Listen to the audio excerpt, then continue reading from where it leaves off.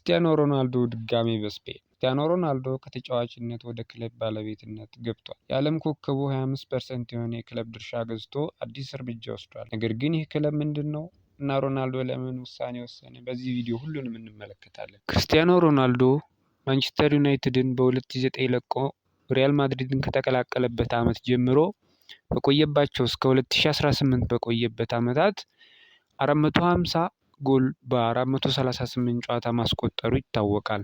ዛሬ ደግሞ ድጋሚ በስፔን ተከስቷል። የእግር ኳስ ዓለም ከሚያስደንቁ ዜናዎች አንዱ በቅርቡ ተሰምቷል።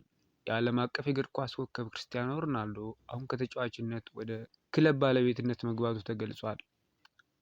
የ41 ዓመቱ የአልናስር አጥቂ የሆነው ክርስቲያኖ ሮናልዶ በስፔን ሁለተኛ ደረጃ ሊግ የሚጫወተው ክለብ አልሜሪያ ውስጥ 25 በመቶ ድርሻ በመግዛት ከክለቡ ባለቤቶች አንዱ ሆኗል። ሮናልዶ ይህን ኢንቨስትመንት ያደረገው በቅርቡ በመጀመሪያ ያቋቋመው የኢንቨስትመንት ኩባንያ የሆነው CR7 ስፖርትስ ኢንቨስትመንትስ በኩል ነው። አልሜሪያ ክለብ በሳዑዲ አረቢያ የኢንቨስትመንት ቡድን የተያዘ ሲሆን ይህን ቡድን የሚመራው ቢዝነስ ሰው መሐመድ አልካሬጂ ነው። የዚህ ውል የገንዘብ መጠን በይፋ ባይገለጽም ሮናልዶ ከክለቡ አመራሮች ጋር በመስራት የክለቡ ቀጣይ የእድገት ደረጃ ለመደገፍ እንደሚፈልግ ገልጿል።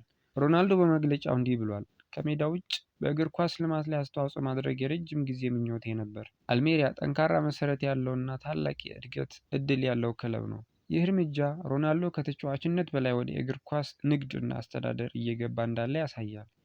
ከዚህ በኋላ ሮናልዶ ሜዳ ላይ ብቻ ሳይሆን ከሜዳ ውጭም በእግር ኳስ ዓለም ላይ ታላቅ ተጽዕኖ እንደሚያሳድር ብዙዎች ይጠብቃሉ። ሮናልዶ 25% ገዛ ከተባለ በኋላ አልሜሪያ ክለብ በኢንስታግራም ፎሎወርስ ከስፔን ክለቦች 5ኛ ደረጃ ላይ ይዟል። እንዲሁም አሁን ላይ አልሜሪያ ክለብ በላሊጋ 2 ሁለተኛ ደረጃ ላይ ይገኛል።